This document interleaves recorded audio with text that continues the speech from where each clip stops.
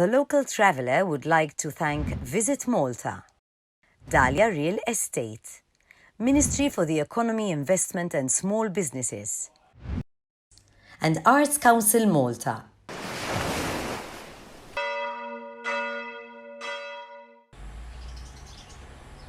Malta, iċ-ċentru tal-Mediterran.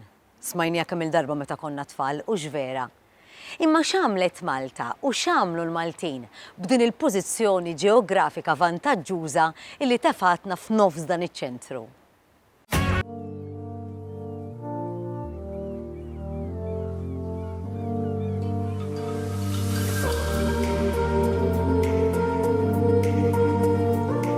Nibda billi nersaq lejn il-bokka tal-port il-kbir. Port naturali li ġibet lejn pajjiżna ġnus li veru forsi għal numru ta' snin ġew u ħakmuna, imma li magħhom ħallew ukoll ħafna affarijiet. Dak li daħal minn dan il-port fassal pajjiżna.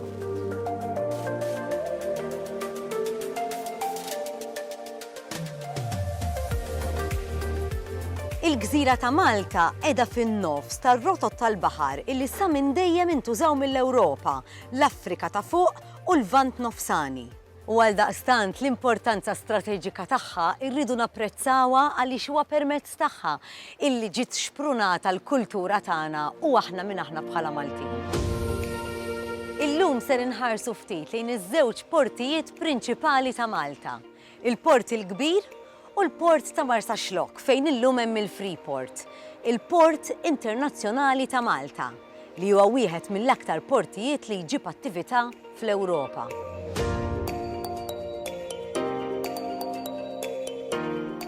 Ġejt niltaqa' mal-Lim Gauci u Clive Cortis minn Heritage Malta.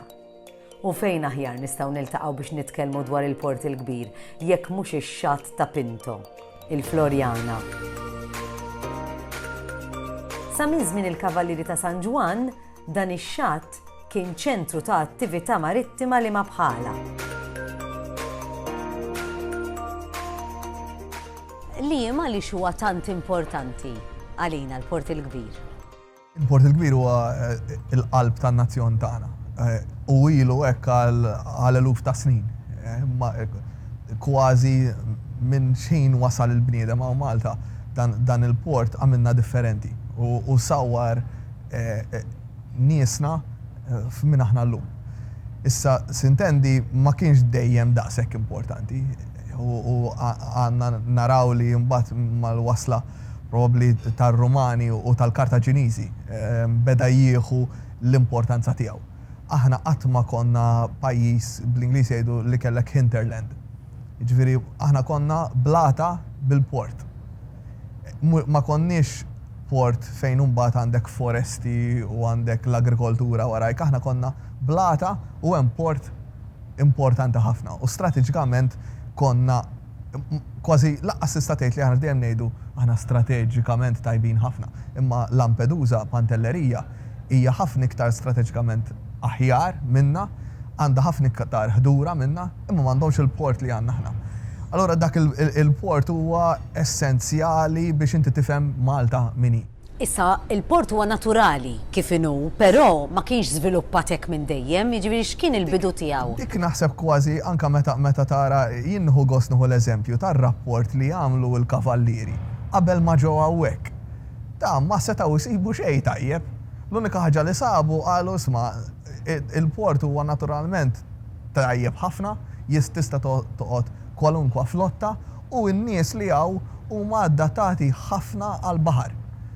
Jiġifieri inti n-natura tatna l-aqwa ejja ngħidu għodda, aħna sintendi użajnija għall-vantaġġ tagħna, għadna nagħmlu wasallum il-ġurnata u allura inti bil-mod il-mod inti mbagħad ġew il-Kavallieri l-investiment li għamlu kien enormi. Jiġifieri meta qegħdin nitkellmu fuq fortifikazzjonijiet. Mbagħad id-dockyards li bdew jibnu, l-arsenal li kellhom li jibnew kemm il-Birgu li bdew kabru, l-arsenal li kien hemm diġà, u mbagħad kabru u għamlu taħjar, għamlu arsenal il-belt. Allura mbagħad bdew ituna l-opportunità jew ngħidu il-bażi perfetta biex aħna nifjorixxu f'dan in-nazzjon li aħna llum.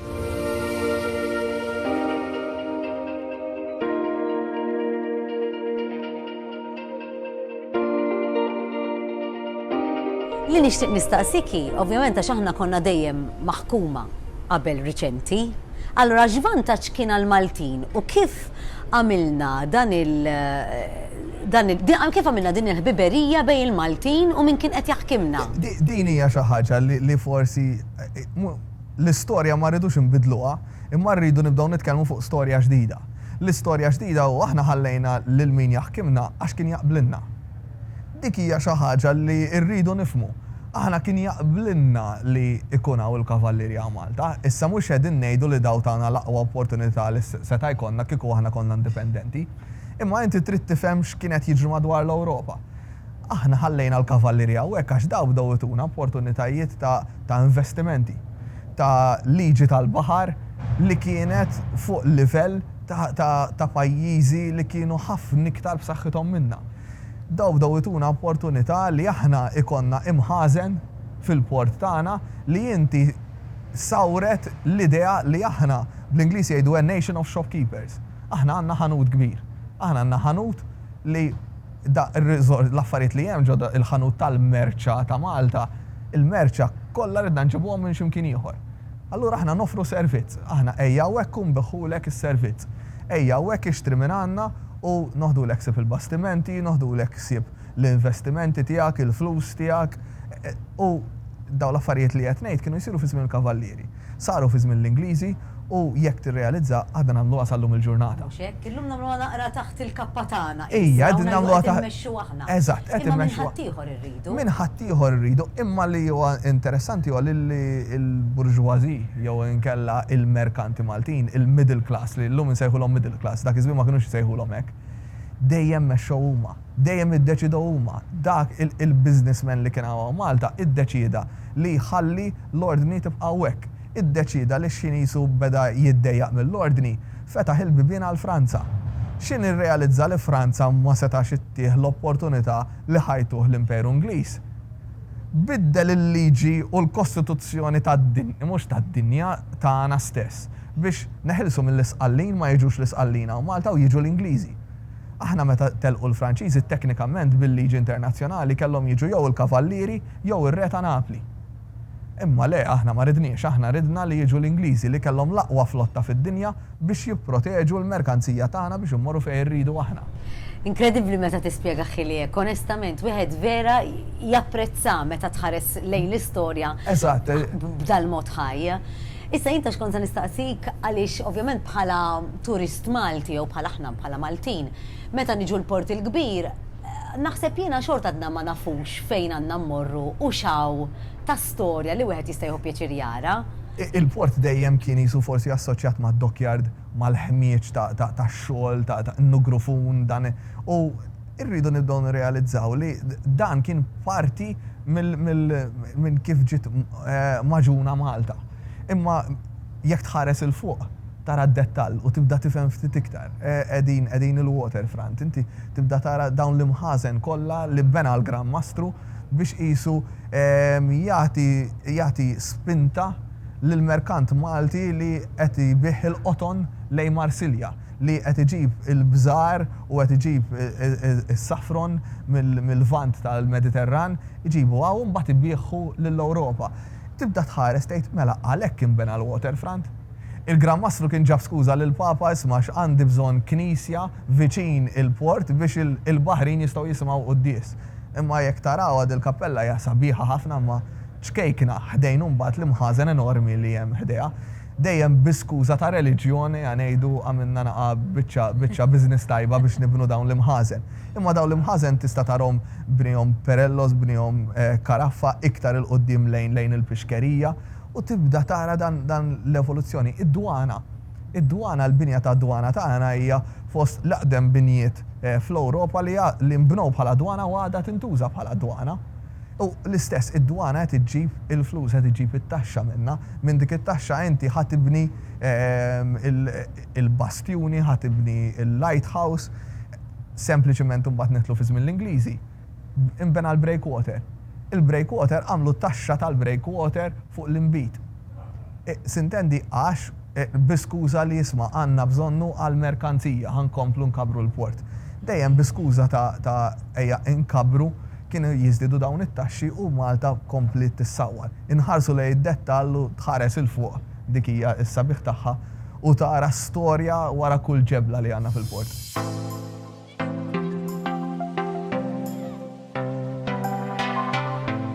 Ma' Clive Cortis xtaqt nitkellem ftit fuq il-port il-kbir illum għat-turist li jiġi Malta, kif ukoll meta jservi tagħtila għal bosta attivitajiet tradizzjonali u oħrajn aktar riċenti.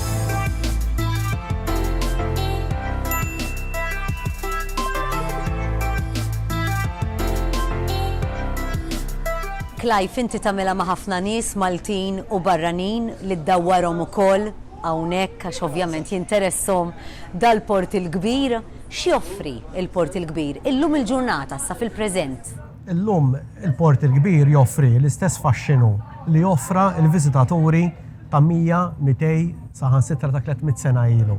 U da ma ngħidux aħna jew jiena li qegħdin fis-settur, imma jgħidu l-eluf ta' passiġġieri li jżuru pajjiżna mill-port.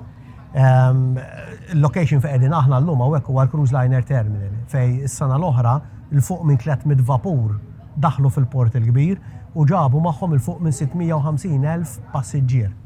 Li ovvjament importanti li wieħed jara il-valur ekonomiku tagħhom għal pajjiżna. Mhux hekk. U li qed noffru literalment il-pajjiż bħala vetrina ta' x'għandu x'joffri li dawn in-nies. Ħafna minn dawn in-nies jiġu anke minn barra l-Ewropa u semmu l-Malta hekk ġast forsi semmu xi darba jew inkella qas kienu jafu li teżisti. Mbagħad jiġu hawn jidħlu fil-port u ma' deħlin jaraw dawn is-swar li nbnew minn żmien il-kavallieri iktar minn 400 sena ilu, kif jidħlu hawnhekk u mbagħad jindunaw kemm il-port il-kbir joffri aċċessibilità. Jiġifieri kif eżatt qegħdin hawnhekk wieħed bil-lift jitla l-lift u jiġi eżatt ġo ċentru tal-belt. Kif qiegħed il-belt hemmhekk għandu ħafna attivitajiet, għandu ħafna postijiet kulturali xi wieħed iżur, ftit minnhom illi tarhom Ruma, għandna l-pittura tal-Caravaggio, għandna l-katedral, għandna l-mużewijiet u postijiet kulturali oħrajn. Hemm il-ħajja tal-belt. Il-belt ġiet ivvutata xi 3 snin ilu bħala waħda mill-aqwa bliet għal city breaks. Għalfejn, għax il-belt u l-madwar tagħha għandek il-3 bliet, għandek il-port innifsu.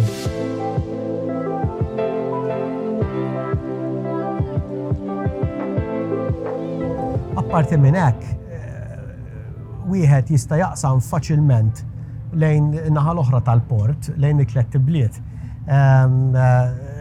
Wieħed qiegħed il-belt, niżel bil-lift, qabad il-ferry f'5 minuti wasalt il-3 bliet. Fejn mbagħad hemmhekk fi 3 bliet ovvjament għandek xelta vasta ta' wieħed jista' jagħmel minn postijiet ta' kultura, kemm ġast poġġi bil-qiegħda fil-pjazza tieħu kafe u ġast tara l-movimenti li qed isiru madwarek. Apparti minn hekk l-aċċessibilità tat ukoll ċans lill-barklori. Jiġifieri daw illi kellhom din l-opra tal-baħar, id-dajsa, illi qabel kienet tintuża biex twassal il-baħrin mill-bċejjeġ tal-Ingliżi għal fuq ix-xatt. Illi llum daw jintużaw biex taqsam bihom jew inkella jtik tur tal-port id-dur fuq dajsa ta' tipika Maltija. U li sabiħ ukoll li bħala port nibqgħu naraw ċertu attivitajiet, pereżempju qed tiġini f'moħħi l-Middle Sea Race li inti spettaklu bħal dak qed jintuża anke fuq livell internazzjonali. Hemm attivitajiet oħra li rajna f'dawn l-aħħar snin. Eżatt. Bħal Fireworks Festival. Eżatt, joll il-profil. U kollha jsiru hawnhekk ġol port għax joffru l-backdrop. Dik hija, tifhem, bniedem u għawdiħel ġol port. Ix-xena hija affaxxinanti li ma tantx tara f'postijiet oħrajn.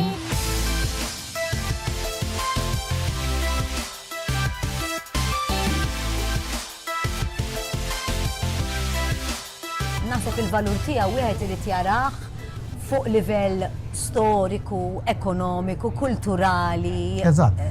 Il-port il-kbir joffri the ideal mix ta' attività kummerċjali li ovvjament ma tistax tieqaf, għandek l-attività kulturali ukoll li ma tieqafx, u għandek ukoll l-aspett tal-Malti li ġi fil-port u għet juhu pjaċir bieħ bl-attivitajiet li għet isiru li semmejna. Ovvjament ma nistawx ma nsemmux il-regatta. Eżatt. Illi sawa, illi dik issir fil-ġurnata illi ovvjament il-pajis rabaħ kontra it-torok u għadna niċċelebrawa sal-lum.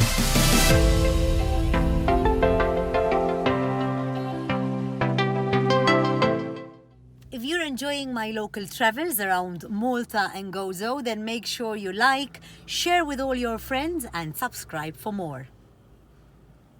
Ħajja waħda għal-pinni